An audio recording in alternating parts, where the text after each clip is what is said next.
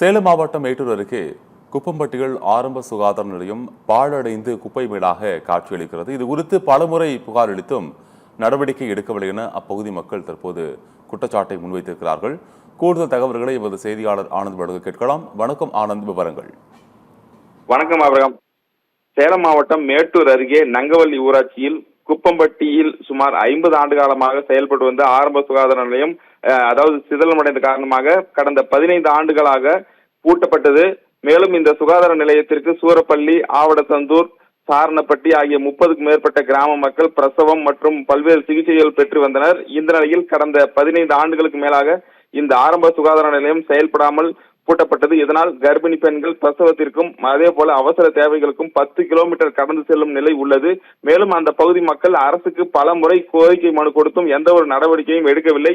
தற்பொழுது புதிதாக வந்துள்ள அரசாவது இந்த இடத்தில் மீண்டும் ஆரம்ப சுகாதார நிலையம் செயல்பட நடவடிக்கை எடுக்க வேண்டும். இந்த 30க்கும் மேற்பட்ட கிராம மக்களின் மருத்துவ சேவையை பூர்த்தி செய்யும் வகையில் உடனடியாக இந்த பகுதியில் ஆரம்ப சுகாதார நிலையம் அமைக்க அரசு உடனடியாக நடவடிக்கை எடுக்க வேண்டும் என கோரிக்கை வைத்துள்ளனர். ஆபிரகாம்.